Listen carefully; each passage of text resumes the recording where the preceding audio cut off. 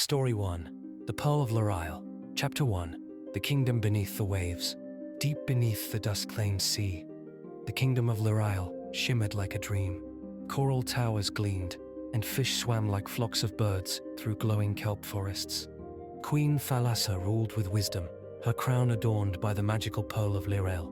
The pearl pulsed with the sea's magic, keeping the currents calm and the kingdom in harmony. But peace doesn't sit still forever. In the dark abyss below, a sea witch named Myrexia watched, full of envy. She had once belonged to Lirael, but was banished for forbidden magic. Now, she plotted in shadows, waiting for the perfect moment to strike. And one night, she did. Chapter 2. The Vanishing Light. When the kingdom awoke, everything felt off. The sea was colder, the colors faded, and the currents were wild. Queen Thalassa's chamber guards discovered the unthinkable. The pearl of Lirael was gone. A council was called, and the queen's voice trembled with urgency. Find the pearl, or the kingdom will fall into ruin. Far from the palace, a young mermaid named Narina heard the call. She wasn't a warrior or noble, but she could hear the whispers of the sea. With her clever octopus friend, Inky, she set off into the unknown. Chapter 2. The Vanishing Light. When the kingdom awoke, everything felt off. The sea was colder, the colors faded, and the currents were wild. Queen Thalassa's chamber guards discovered the unthinkable.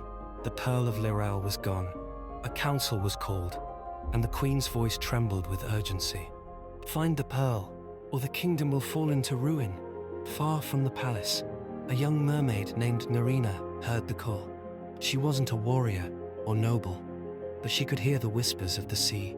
With her clever octopus friend, Inky, she set off into the unknown. Chapter 4. Trials of the Deep. Their path led through the caves of echoing shells, where their voices twisted and returned like ghosts. Next came the Sargasso Straps, where eel pirates tried to trap them in seaweed nets.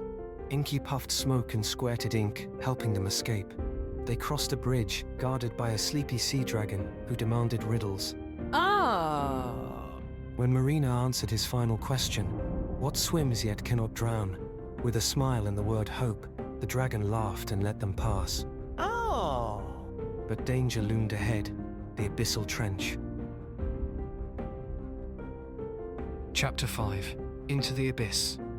At the trench's edge, black water shimmered like oil. Even light was swallowed whole. Inky hesitated. Nothing comes back from here. But Narina heard something faint. A melody inside her chest, like waves singing. The sea is calling, she whispered. And together, they dove. Down and down they sank, past creatures with lantern eyes and toothy grins.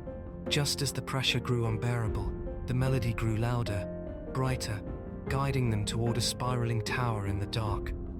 Myrexia's lair. Chapter 6. The Sea Witch's Tower. Myrexia stood at the top of her coral tower, shadows swelling around her. The pearl of Lirael sat in a black cage, glowing faintly. A child? She hissed. The sea sends a child? I'm part of the sea, Narina said, steady. And you've stolen its heart. She closed her eyes and began to hum the melody she'd heard. Oh, the song of the sea. Myrexia snarled, sending dark magic crashing down, but Inky deflected it with clouds of ink. Marina's voice rose. The tower shook.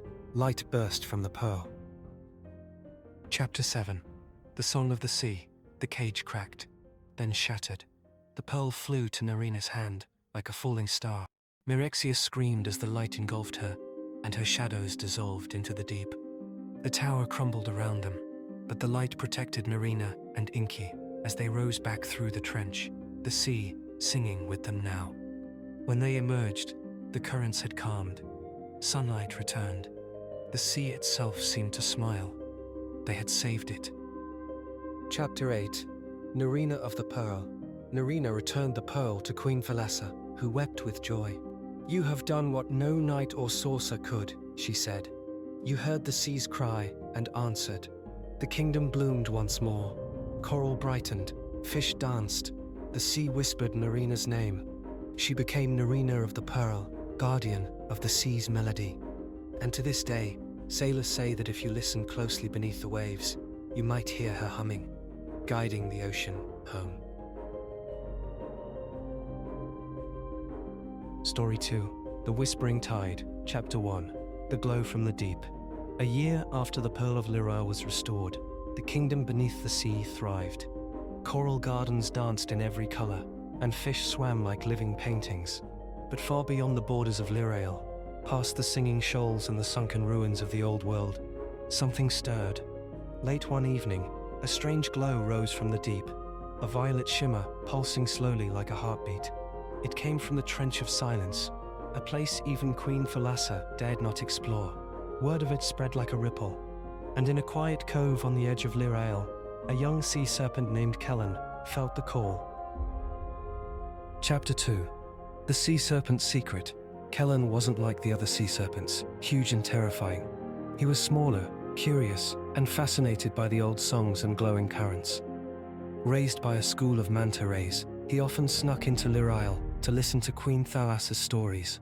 One night, he swam beneath the moonlight and felt the violent glow tug at his heart like a whisper. It wasn't calling for power or treasure. It was asking for help. Determined to answer, Kellen set out, alone. Chapter 3, The Current Walker. As Kellen ventured beyond the coral forests, he encountered a mysterious traveler. Naida, a current walker. Half jellyfish, half mermaid, Naida could ride the currents between oceans using ancient rhythms. She too had felt the call. The tide speaks and pulses, she said, and something down there is waking. They agreed to journey together, following the glow as it pulsed steadily deeper, through ruins, rifts, and abandoned gardens where time had stopped. Chapter 4, The Forgotten Choir. In the bones of a sunken cathedral, they found ancient carvings of merfolk with open mouths and no eyes. Naida translated the glyphs, guardians of the deep note. Long ago, a song was sung that kept balance between the seas. The Pearl of Lirael held part of that song, but the deep note, the final chord, had been hidden in the Trench of Silence to protect it from being misused. Now, it was waking. But why now? Kellen asked. Naida looked uneasy. Because someone's trying to steal it. Chapter 5, The Silent City. The glow led them to a city carved from obsidian, buried in stillness. No fish, no current, only silence and shadow. Here lived the Morkan, ancient spirits of deep pressure and silence. What appeared to them? A flickering shape with no face. "You are not welcome," it said, not with words, but with waves. But Kellen was not afraid. "We're not here to take, we're here to protect." The Morkan hesitated, then it pointed toward the heart of the city. "The thief is below." Chapter 6, The False Song. Deep in the obsidian core, they found a dark figure, Captain Argon, an exiled merfolk obsessed with forgotten power. He had forged a false song, a twisted echo of the deep note, hoping to bend the sea to his will. The violet glow wasn't the note's awakening, it was a warning. Argon's voice shook the walls as he sang. The sea churned in pain. Naida struggled to stand. Kellen felt his heart cracking.